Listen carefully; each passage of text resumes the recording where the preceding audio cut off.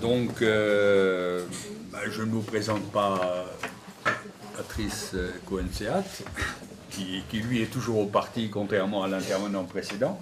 Ah ben vous n'étiez pas, non, vous n'étiez pas dans la salle. Bon, alors Patrice, aujourd'hui, est président d'Espace Marx. Hein, je ne crois plus qu'il a beaucoup de fonctions au Parti communiste proprement dit, non, depuis le dernier congrès.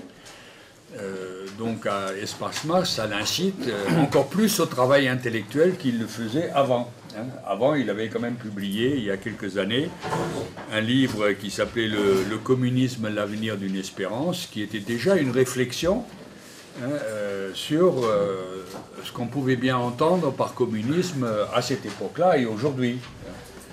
Là, il a préparé, et c'est pour ça, c'est ce qui nous a conduit à l'inviter. Alors, je dis au passage, moi je suis Louis Weber, je suis une des personnes qui travaille à Espace Marx. Donc, nous lui avons demandé de présenter un livre qui va paraître d'ici 2 petits mois, peut-être, un mois et demi, 2 mois. Alors, qui s'intitulera, sauf changement, parce qu'on peut toujours changer les choses, Les luttes de classe au XXIe siècle, mais avec un surtitre qui est contre-offensif. Donc vous voyez tout de suite le style dans lequel Patrice aborde ces questions, enfin avec elle, pas pour se lamenter, mais pour au contraire faire des propositions. Son propos, qui est une poursuite en quelque sorte de son propos il y a quelques années, c'est une interrogation sur le fait qui nous concerne tous aujourd'hui, hein, c'est de voir l'impuissance, enfin il dira lui-même, la relative impuissance de la gauche ou de la gauche tout court, qui devrait profiter largement de la crise des effets, ainsi de suite, sa relative impuissance politique, hein, à faire au fond ce que, pour l'instant, Syriza a pu faire en Grèce, hein, mais encore c'est soumis quand même à des interrogations. Donc toute une réflexion sur un certain nombre des concepts de base même qu'il faudrait non pas réviser, hein, on n'est pas dans le mode de la révision, mais on est dans le mode de l'interrogation critique. Il fallait interroger de façon critique, à commencer par celui de projet, d'idées de projet, d'absence ou de présence de projet, et donc une réflexion qui s'impose, à mon avis, à cette université d'été, parce qu'elle est résolument prospective, hein, ce qui ne veut pas dire qu'il n'a pas les pieds sur terre. Mais vous allez le constater vous-même. Donc il va parler une bonne demi-heure, disons, 3/4 d'heure même, hein. Enfin, sauf si vous montrez de l'impatience à l'interroger, à le houspiller éventuellement. Alors, à toi, Patrice. Bon, merci. Je ne sais pas si certains d'entre vous ont participé au débat qui vient d'avoir lieu un peu plus loin sur le concept d'hégémonie chez Gramsci, mais il a débouché, il s'est terminé par une discussion, un débat sur la question de savoir, au fond, voilà Hugo qui en était l'orateur, il a débouché sur une interrogation pour savoir si, au fond, on était dans une situation d'écrasement idéologique par les classes dominantes ou pas. Et on s'est interrogé sur la question de savoir si le problème était que les classes dominantes étaient trop hégémoniquement, culturellement hégémoniques et empêchaient les classes dominées de se constituer en force pour résister, ou s'il y avait d'autres problèmes. Et c'est finalement une poursuite de cette question sous l'intitulé « Les luttes des classes, quelle contre-offensive ?» qui vise finalement à savoir si on est, parce que ça fait 40 ans qu'il y a une régression sociale considérable dans tous les pays européens. Et ça fait des années, depuis 68 finalement, et même en tenant compte de l'immense mouvement social de 95, que les luttes, les mobilisations n'ont pas été assez puissantes pour empêcher cette régression sociale. Donc la question que tout le monde se pose, je suppose, dans le mouvement émancipateur, c'est de savoir si c'est une situation d'écrasement, en tout cas à quoi est due cette situation, et si on peut penser une contre-offensive, c'est-à-dire si on peut sortir de cette situation où les classes dominée n'arrive pas à contester efficacement l'ordre existant. Alors, il faut faire un petit détour historique, parce que c'est un retournement de tendance depuis 40 ans. Pendant au moins 100 ans, plus de 100 ans, disons du milieu du 19e jusque dans les années 70, 68, je disais tout à l'heure, pendant ce siècle, le mouvement ouvrier, la classe ouvrière, a réussi à obtenir, à arracher des conquêtes considérables. D'ailleurs, je le dis entre parenthèses ici, parce que ça fera peut-être réfléchir et discuter, quelle que soit la couleur du gouvernement qui était au pouvoir. Et ça a rarement été, dans la période que je viens de citer, globalement des gouvernements de gauche. Mais elle a réussi à arracher de très nombreuses conquêtes, le droit syndical, le droit d'association, la laïcité, les congés payés, enfin, tout ce que vous connaissez. Et la classe ouvrière, dans cette période, était dans la société très minoritaire. C'est la paysannerie qui était les 99%, enfin 99%, c'est pour reprendre une formule aujourd'hui en vogue, mais qui était l'immense majorité. Donc la question c'est comment se fait-il que la classe ouvrière ait réussi pendant un siècle, alors qu'elle était minoritaire, même si ses effectifs dans les actifs a progressivement augmenté, comment elle a réussi à devenir cette force, cette puissance sociale qui a bousculé les sociétés, transformé les sociétés et même fait vaciller le capitalisme dans certains endroits du monde, et comment sa puissance a décliné au point qu'elle n'arrive plus, alors qu'elle est encore aujourd'hui 23% des actifs, et qu'avec les employés qui sont socialement très proches d'elle, les ouvriers et les employés, ça fait plus de 50% des actifs, comment se fait-il qu'elle reste dans cette situation où elle n'arrive pas à empêcher la régression? Alors, il faut faire un petit détour pour comprendre qu'est-ce qui s'est passé dans cette ascension de la puissance de la classe ouvrière et dans son déclin. Pas de la classe ouvrière, mais de sa puissance. Il faut d'abord observer que les luttes des classes, c'est un phénomène historique. C'est-à-dire qu'il y a toujours de la conflictualité de classe depuis qu'il y a des sociétés de classe, mais les luttes de classe n'ont pas toujours permis aux classes dominées d'affronter efficacement et de contester efficacement la domination qu'elles subissent. Par exemple, je ne sais pas, prenons les esclaves, il y a bien eu Spartacus, mais ça a été écrasé dans le sang. Prenons la paysannerie jusqu'à la Révolution française et même au-delà, elle a été impuissante, malgré la guerre des paysans qui a été aussi écrasée dans le sang en Allemagne. Elle a été également impuissante à contester, à secouer le joug que lui faisait subir le régime féodal et les grands propriétaires. Donc, les luttes de classe ne sont pas une réalité constante, c'est une réalité historiquement variable, dans laquelle, pas variable dans le sens où il y en aurait ou il n'y en aurait pas, il y a toujours cette conflictualité, mais la question de savoir si les classes dominées arrivent à se dresser comme une force face à ceux qui sont dominants, c'est une question qui n'est pas une constante historique, ça varie. Or, pour la classe ouvrière, il s'est passé quelque chose de tout à fait particulier. Pour la première fois, une classe dominée et parmi les plus dominées a réussi à devenir une grande puissance sociale.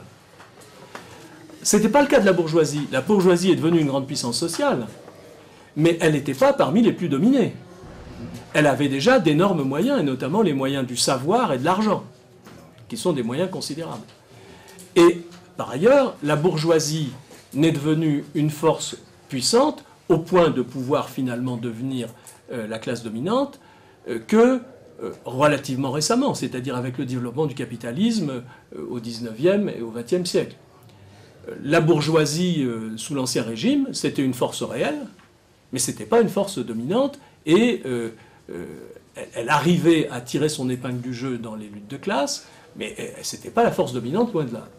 Donc, il y a quelque chose d'extraordinaire dans le fait que la classe ouvrière, qui était vraiment la classe la plus dominée dans la société, à part ce que Marx appelait le lumpenprolétariat, qui a réussi à devenir une puissance sociale considérable.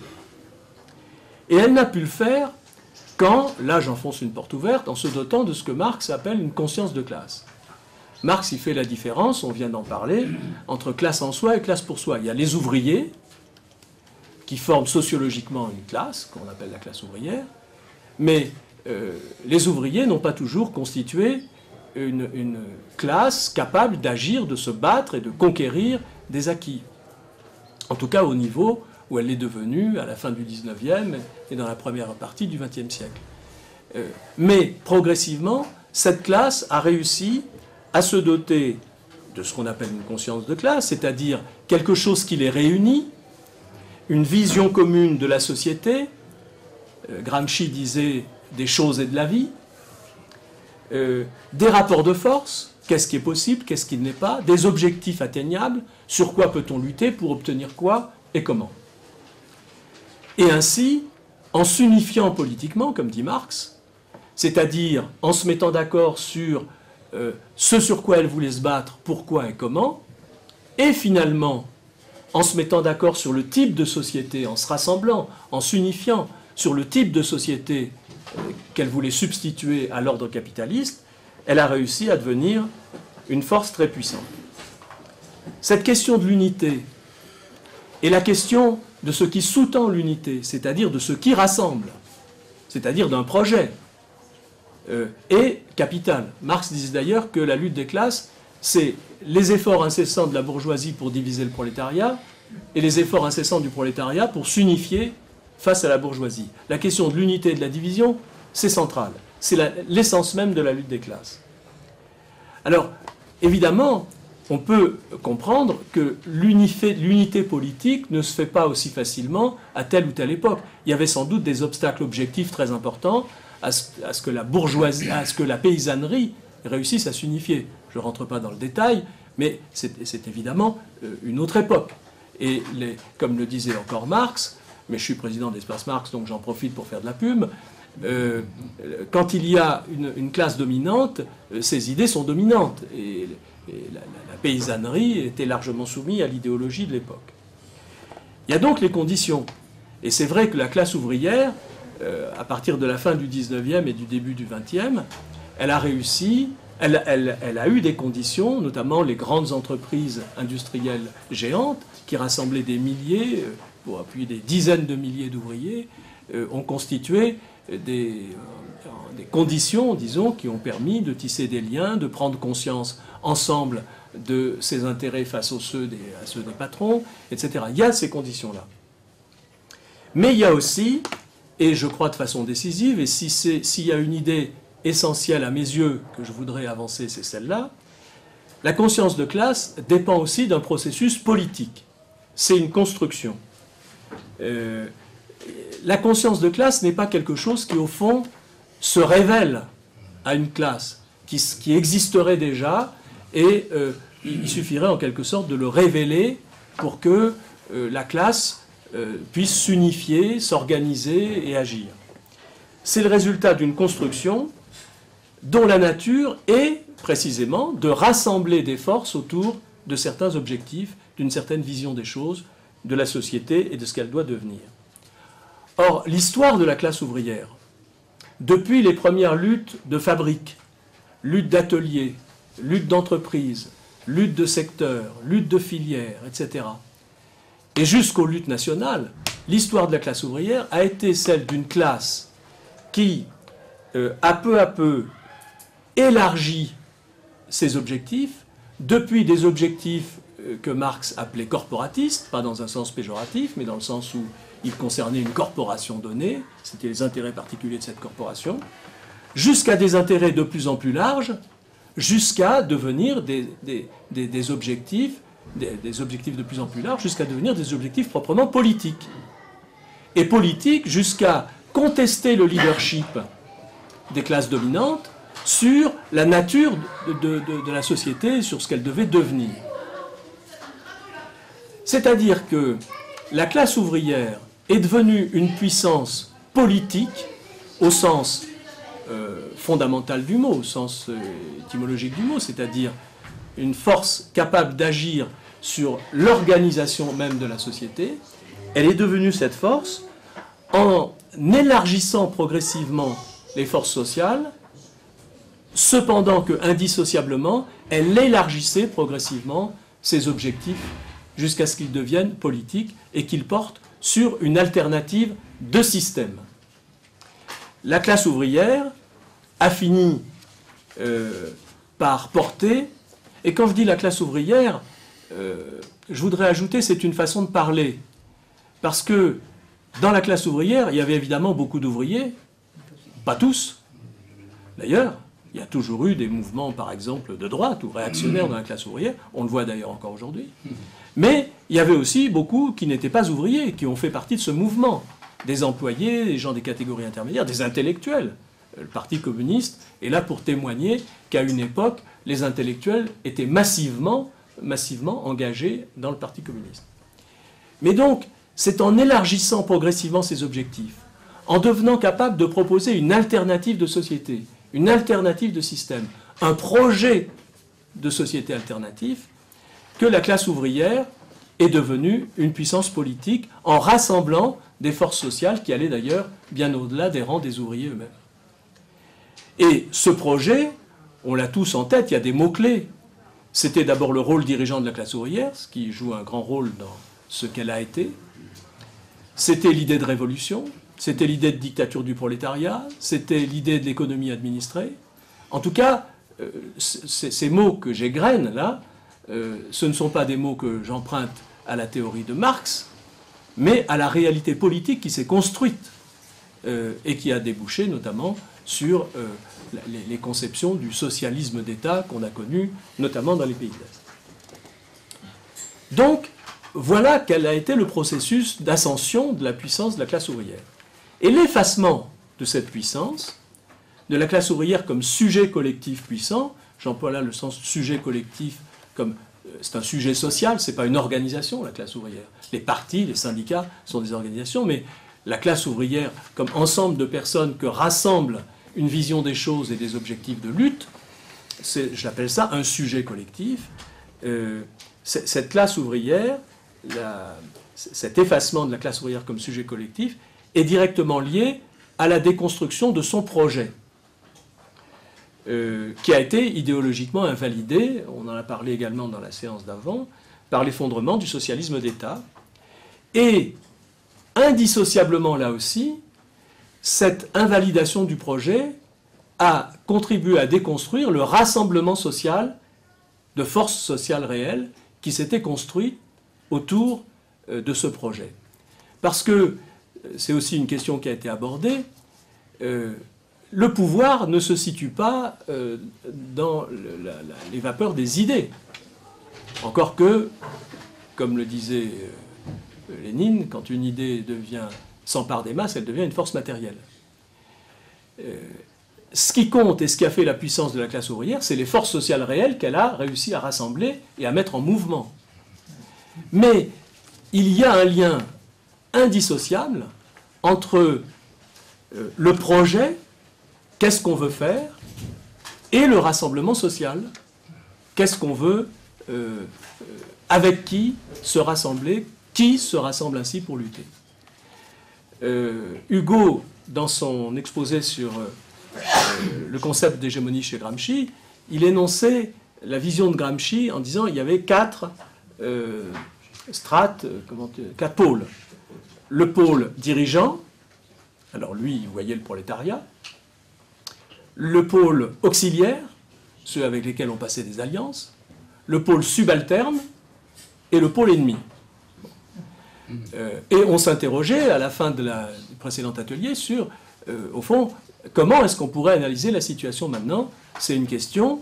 Et d'ailleurs, faut-il l'analyser dans ces quatre pôles ou de façon tout à fait différente aujourd'hui? On va y revenir. En tout cas, le projet et le rassemblement se sont simultanément déconstruits. Et c'est aujourd'hui le problème principal. Parce que, évidemment, il n'y a pas de projet qui vaille sans rassemblement pour le porter. Un intellectuel peut toujours fabriquer dans sa tête les meilleures idées du monde. S'il n'y a pas de force sociale qui se rassemble autour de ce projet, ça n'a nulle efficacité réelle dans la lutte de classe. Mais le rassemblement, les forces sociales qui peuvent se rassembler dépendent du projet. C'est ce qui permet de souder, Gramsci disait, de cimenter un bloc social, c'est-à-dire une force réelle qui peut agir dans la société.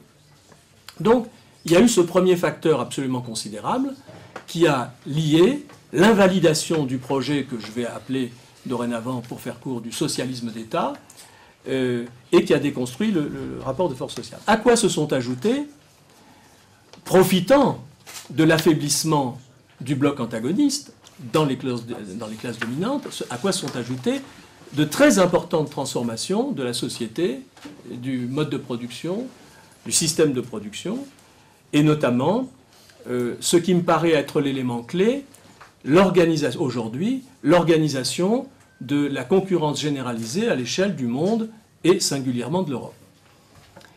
Il faut bien voir que cette transformation du capitalisme, financiarisé, mondialisé, qui a été rendue possible parce que c'est des décisions politiques qui ont créé ça. Quand a été décidée la libération des mouvements de capitaux, ça a été une décision politique. Les gouvernements auraient pu le refuser.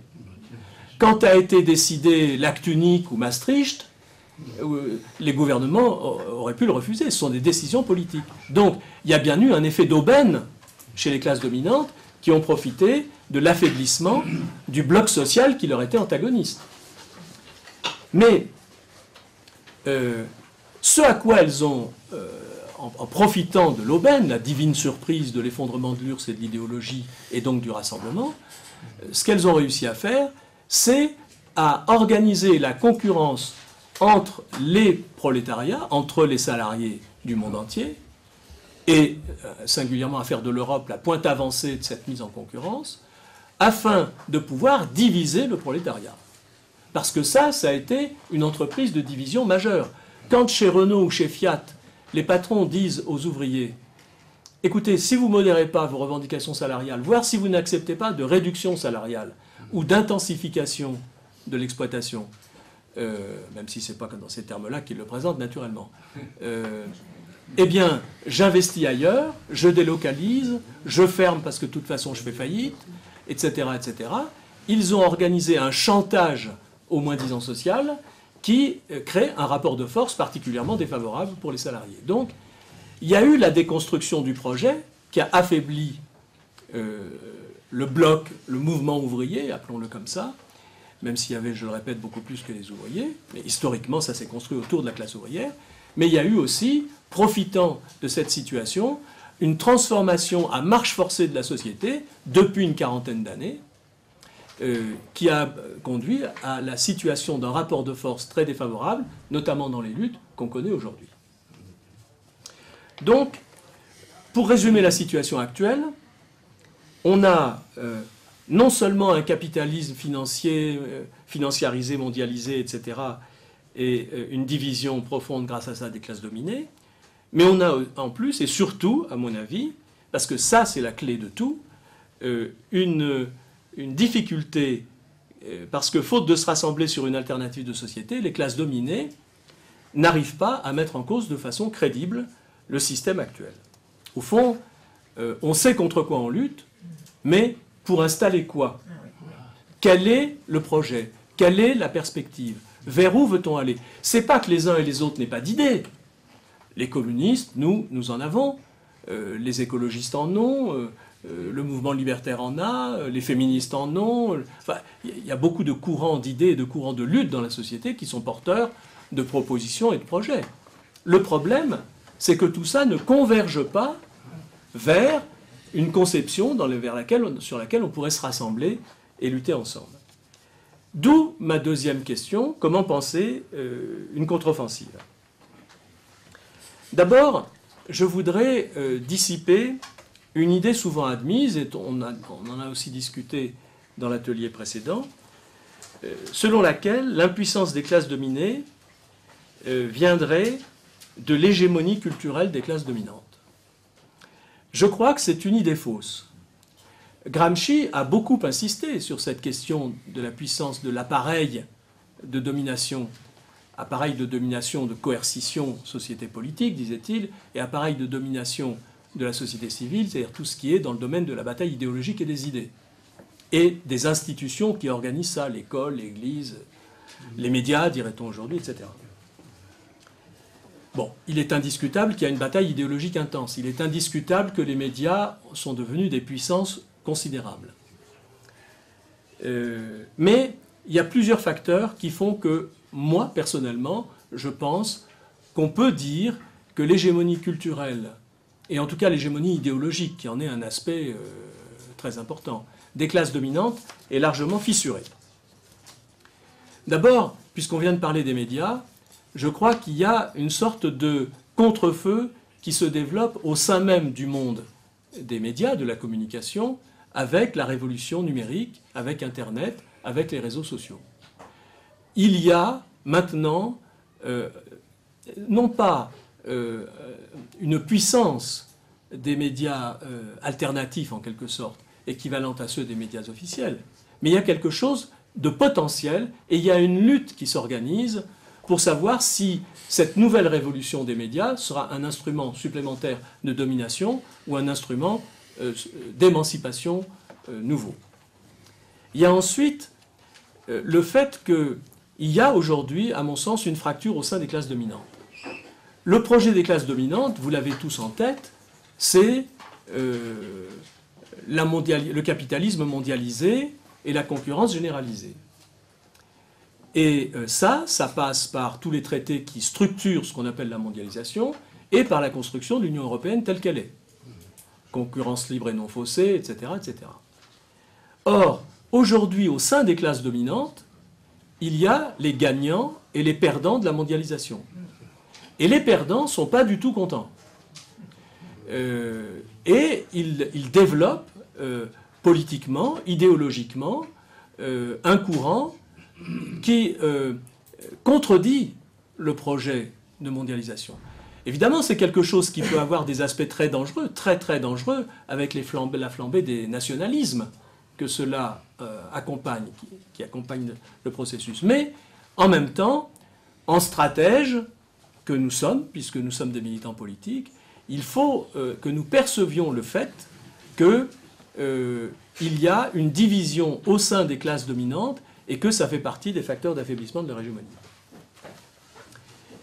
Il y a ensuite quelque chose qui m'apparaît essentiel, c'est une très grande souffrance sociale et une immense colère des couches populaires. Je ne vais pas, pour aller plus vite, parce que je vois que l'heure tourne, je ne vais pas énumérer tous les éléments de cette souffrance et de cette colère, mais pensez simplement, si vous vous demandez, est-ce qu'aujourd'hui les classes populaires adhèrent au discours des classes dominantes, je crois qu'on peut dire que la réponse est non. Elle est non sur les injustices, elle est non sur les inégalités, elle est non sur la bourse, elle est non sur... Et elle est non sur un système démocratique qui leur paraît les laisser impuissants. Donc, il y a vraiment une mise en cause de cette hégémonie. Et dernièrement, et ça me paraît peut-être l'élément clé, nous ne sommes pas dans une société apaisée. Nous ne sommes pas dans une société de consentement à la domination. Nous sommes dans une société que je qualifierais d'éruptive. Il y a énormément de luttes qui touchent quasiment toutes les catégories sociales et qui touchent quasiment tous les secteurs, tous les domaines de la société. Je ne vais pas non plus les énumérer puisque vous les avez en tête, mais je vais vous donner un chiffre qui quand même est illustratif. Savez-vous qu'à Paris, selon la réponse d'un ministre de l'Intérieur à un honorable parlementaire, il y a eu en 2013 3411 manifestations, soit plus de 10 par jour, enfin près de 10 par jour, et 119 policiers blessés, c'est-à-dire que c'était quand même pas des manifestations qui étaient toutes paisibles. C'est des manifestations qui ont parfois été dures. C'est-à-dire que si on additionne les luttes d'entreprise, les luttes pour l'emploi, les luttes pour la protection sociale, les luttes pour les droits des femmes, les luttes pour les réfugiés. Dorénavant, j'adopte le mot réfugié plutôt que migrant, parce que j'ai entendu à la radio, et je suis d'accord avec ça, que le mot migrant est une façon de dépersonnaliser les situations humaines de ces hommes et de ces femmes qui se réfugient. Lutte pour l'école, lutte des agriculteurs cet été, lutte pour un autre monde, lutte. Tous les secteurs sont concernés. Et ça concerne tellement de gens comme catégorie sociale, et ça concerne tellement de secteurs, qu'une expression qui disait Nous sommes les 99%, vous savez, c'était Occupy Wall Street, a fait mouche dans l'opinion. Évidemment que ce n'est pas les 99% qui sont dressés comme un seul homme, sinon il n'y aurait plus de problème et on ne serait pas en train de parler de ça. On serait sur les barricades, je suppose. Mais ça signifie quelque chose. Ça signifie que les couches et les catégories sociales qui sont atteintes par le capitalisme et par la société que nous fabrique ce capitalisme sont toutes en révolte contre cet ordre social-là. C'est-à-dire qu'il y a beaucoup de luttes, mais au fond, elles butent toutes sur le problème que je signalais précédemment, c'est-à-dire sur l'incapacité à faire système, à déboucher sur une conception de la société, à déboucher, à se rassembler. Là encore, je ne dis pas qu'il n'y a pas des tas de gens ou des tas de partis qui n'ont pas des idées. Mais le fait est que ça n'arrive pas à rassembler l'ensemble de ces catégories sociales. En tout cas, on n'est pas dans une société écrasée. Le problème n'est pas l'idéologie dominante qui jouerait comme une sorte de chape de plomb sur la société. On est dans une société de contestation permanente et multiforme. Et donc, on a là aussi une situation contrastée d'une hégémonie des classes dominantes contestées et d'une impuissance des classes dominées à se rassembler sur une alternative de système. Je crois que c'est vraiment la question clé. Et c'est important de le dire parce que ça nous renvoie non pas à l'impuissance, mais au contraire à la nécessité de l'action pour nous qui sommes militants des forces organisées. La balle n'est pas dans le camp des classes dominantes. La balle, elle est dans notre camp, elle est dans notre capacité à surmonter les divisions pour fabriquer du commun. Et là se posent certains problèmes. Parce que les divisions, elles ne sont pas factices, ça n'est pas de petites choses. Prenez l'Europe. Au sein même du mouvement, je dirais, comment on va l'appeler, de la gauche radicale, de la gauche de transformation sociale, il y a les fédéralistes et il y a les souverainistes. Et puis il y a ceux qui sont évidemment ni l'un ni l'autre. Sur le rôle de l'État, il y a ceux qui en veulent plus, ceux qui en veulent moins. Et ceux qui en veulent autrement. Sur la propriété, sur les réfugiés dont je viens de parler, sur l'école, sur la laïcité, sur la fiscalité, sur la protection sociale, sur toutes ces questions, il y a toutes sortes d'idées qui se confrontent au sein de ce que j'appellerais le mouvement émancipateur. Et donc, on est dans une situation où la question de la fabrication de l'unité est devenue la question clé. Et là, je voudrais dire un mot du contexte et dire un mot du problème auquel nous sommes confrontés. Sur le contexte, on n'est pas là aussi dans une situation de déshérence. Après l'effet sidératif de l'implosion, de la chute du mur et de l'implosion du socialisme d'État, depuis grosso modo le milieu des années 90, je pense notamment au grand mouvement social de 95 et à son mot d'ordre Tous ensemble, il y a en Europe un grand mouvement de rapprochement. Des murs sont tombés, pas que le mur de Berlin, il y a aussi des murs qui sont tombés entre les courants qui se battent au fond pour l'égalité dans la société et pour autre chose que le capitalisme. Il y a d'abord des multitudes de forums que vous connaissez, dans toute l'Europe d'ailleurs, qui ont rapproché les partis de la gauche de transformation, les syndicats, des intellectuels, etc. Il y a un très vigoureux mouvement de renaissance et de développement de la pensée critique. On parlait tout à l'heure, dans l'autre atelier, du nombre de publications consacrées à Marx, qui d'ailleurs a été inscrit pour la première fois de l'histoire en France à l'écrit du concours de l'agrégation. Il y a quelque chose qui se passe et qui est puissant. Il y a de nouvelles recherches, indiscutablement, on peut le dire, depuis 10-15 ans, de rapprochement directement politique. Front de gauche, Die Linke, Izquierda Unita, gauche rouge-verte nordique, et même maintenant en Écosse, avec le Parti national écossais, l'Irlande, avec le Sinn Féin, qui prend une importance remarquable, et jusqu'à l'Angleterre, puisque vous avez vu que l'aile gauche du Labour était en train de bousculer le rapport de force. Et puis, en 2004, il y a eu la création du PGE. C'est-à-dire que la réalité de cet appel à l'unité qu'on entendait crier dans les rues en 1995 à Paris, c'est une réalité dans le peuple, si je peux dire, et qui se traduit dans le fait que les initiatives, les occasions de rapprochement, les formes de rapprochement, y compris politiques, se développent. Mais, et c'est là le problème que je voulais mentionner, je pense que nous ne pouvons plus penser la fabrication de l'unité de la même façon qu'à l'époque de la classe ouvrière dirigeante. Le rassemblement qui s'est construit autour de la classe ouvrière était un rassemblement autour d'une classe sociale qui avait une certaine homogénéité et, dans sa capacité à lutter, tout à fait exceptionnelle par rapport aux autres catégories sociales, a conquis, elle ne l'a pas imposé, rien ne s'impose en politique, a conquis un rôle dirigeant. Les uns les autres, combien de bataillons? La classe ouvrière, elle avait beaucoup de bataillons et de gros bataillons. C'était ça son rôle dirigeant, avant d'être un dogme.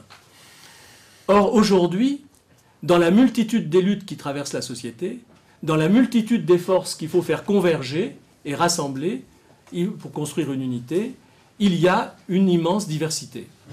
Et donc, ça ne peut plus être de l'unité qui part d'en haut et qui s'impose à tout le mouvement, par des alliances ou de toute autre façon. C'est un travail qui nécessite de construire du commun à partir de la diversité. Je ne vais pas développer ce point qui est capital parce que ça me ferait sortir du sujet global que je me suis donné, mais que ce soit pour le projet, que ce soit pour le rassemblement des courants politiques, qui pose des problèmes. Vous avez vu le débat qu'il y a sur le concept de gauche. Est-ce qu'il y a une gauche, des gauches? Qui est de gauche? Socialistes sont-ils de gauche?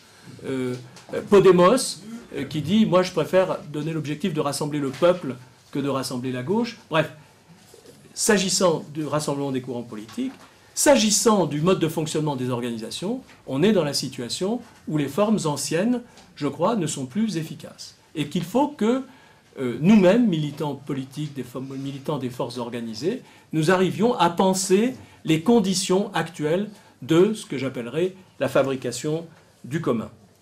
Conclusion, en 2 mots, il y a beaucoup de pain sur la planche. Mais il y a vraiment du pain sur la planche, parce que nous ne sommes pas, j'espère avoir apporté quelques arguments dans ce sens, dans une période d'atonie, nous sommes dans une période d'ébullition. Nous vivons, je crois, les prémices d'une nouvelle époque des luttes des classes. Mais il faut en inventer les conditions.